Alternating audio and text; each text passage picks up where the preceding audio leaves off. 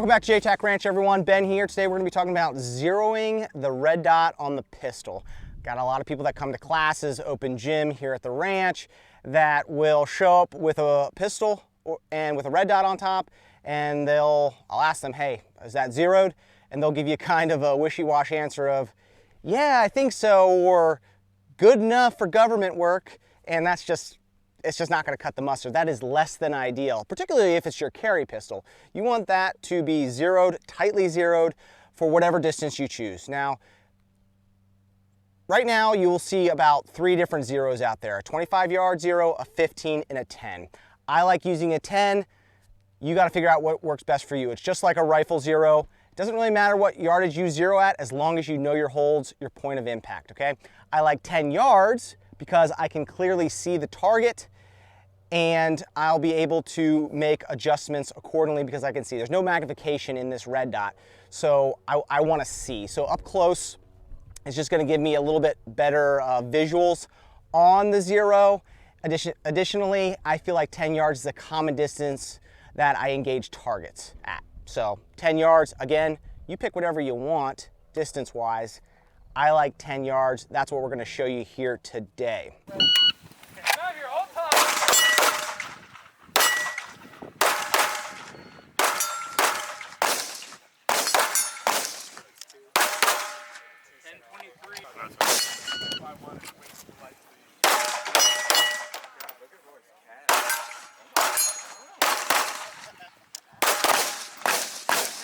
Okay, we're going to be using a 1-inch square. You can use it or a 1-inch circle. I like a nice 1-inch square. It gives me a nice fine reference point for my zero. Typically, groups are going to be 5-round groups. You do what you want. I like 5-round groups. And you're going to want to bench this pistol. By benching it, I mean you're going to want something stable to shoot off of it. You don't have to stick it in a lead sled or anything like that, but you're going to want something stable. When we look at that red dot, when we're just standing unsupported, you see a lot of movement in the dot. That's a good thing, and it also can be a bad thing when you're trying to zero a red dot on a handgun. So the more stable we can get it, the more true our zero is going to be. So basically, I have over here, I just have a sandbag on the corner of this Ranger. This is nothing fancy. If you got a better setup, go for it. This is gonna allow me to stand, place my hands on it, and apply good presses to the target. So find something that's gonna stabilize you a little bit more than just shooting unsupported.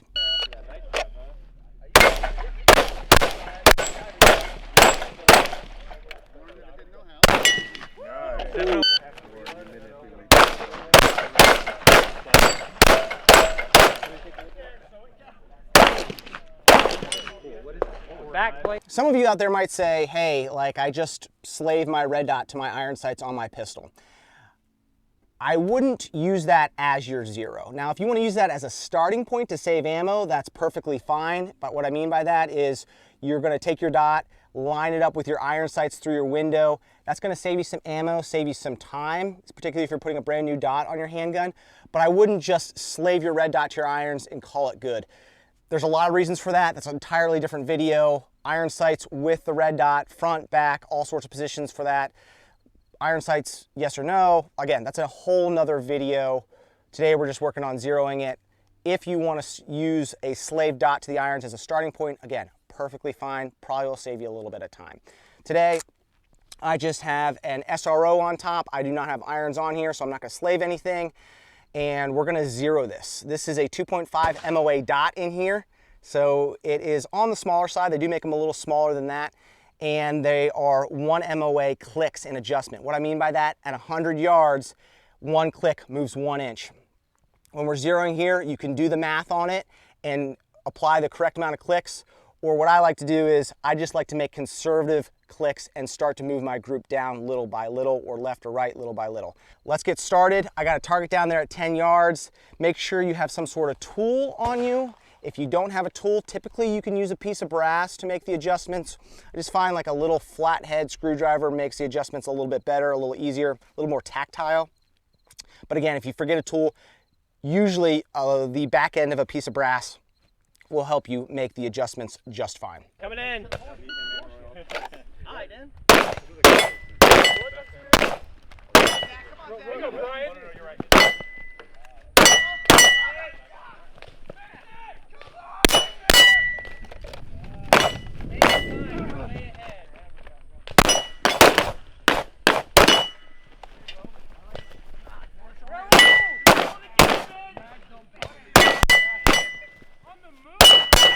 All right, guys, here we go. Got some 9mm in here. We are going to see where we're at here. To start, since I'm not slave to irons or anything like that, I'm just gonna put 2 rounds down range, see where that group is, start moving towards my point of aim, and get the point of impact to coincide with that. Once I have it pretty close, I'm gonna shoot that 5-round group to verify everything. So making sure that it's nice and tight. Again, I don't want just good enough. I want my point of aim and my point of impact to coincide exactly how I want it to coincide. I want it to be right over top of each other, or I want it to some people like to lollipop it by setting the dot underneath it or over top of it. I want it right in line with one another. You good, Tyler? Yep.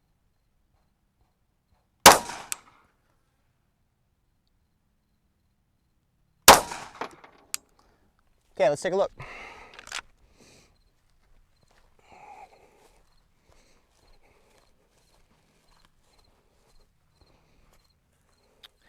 Okay, as you can see here, those are my first 2 rounds. Not too far off, right? But it's not exactly where I want it. This is not good enough for me. So I'm going to make my adjustments over to the right. I'm not going to touch the elevation at all.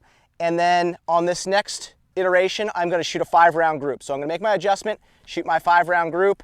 I know these 2 are my first, and we're going to go from there. Yeah. Oh, God. Oh, you had a great run going. All in, 629. Okay. 2 out, 469. And we're going to shoot a 5-round group here. It's really important you're getting good trigger presses. You'll still see a little movement in your dot. You can't take all the movement out. Obviously, we're human beings, but we're going to do the best we can here.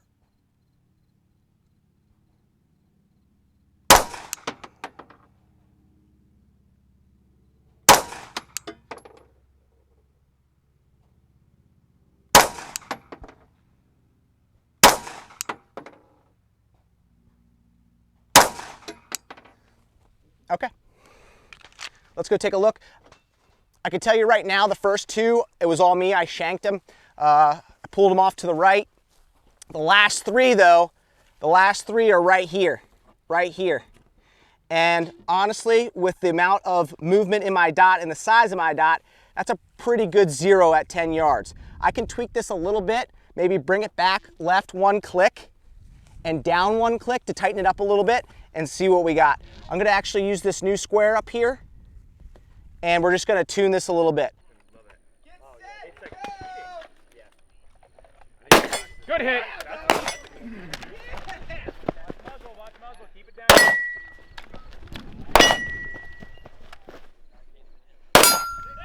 Perfect score.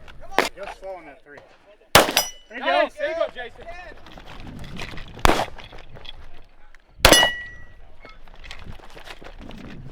13. All right, here we go.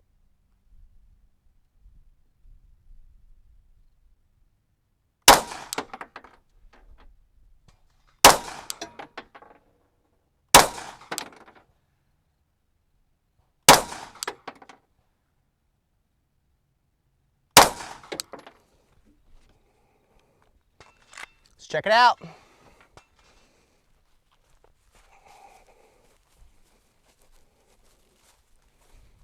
All right, we got 5 rounds right there. Pretty nice group. 1, 2, 3, 4. That one I sent high. You know what? I'm gonna call it good. I like where it's at. Again, I still have a little bit of movement in my dot. This is my 10-yard 0 though, right here. That's what I'm gonna say is my pistol is now 0'd, okay? Again, you can tweak this as much as you want. The tighter you can get it, the better. You can't take all the movement out of the dot unless you literally put it in a vise. If you want to do that, you're more than welcome to do that, obviously. This is America. Stick it in a vise. Do whatever you want. Another recommendation I'd make, if this is a carry gun, your final group I would shoot with your defensive ammo. Some of you might say, man, that's really a ticky-tack detail.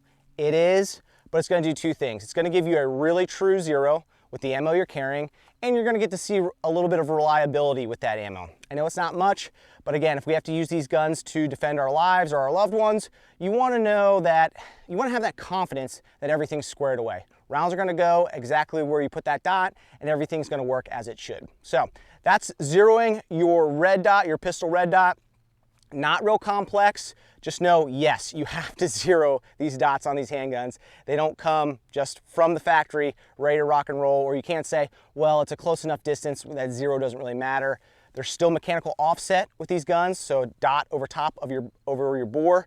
There are still windage issues. There's still fitment issues when the dot goes onto the slide. You gotta make sure it's all squared away. You gotta have a nice tight zero. Guys, leave me a question down below. If you have any thoughts, comments, questions, be happy to answer them. Thank you for watching. My name is Ben. We'll see you here at the ranch.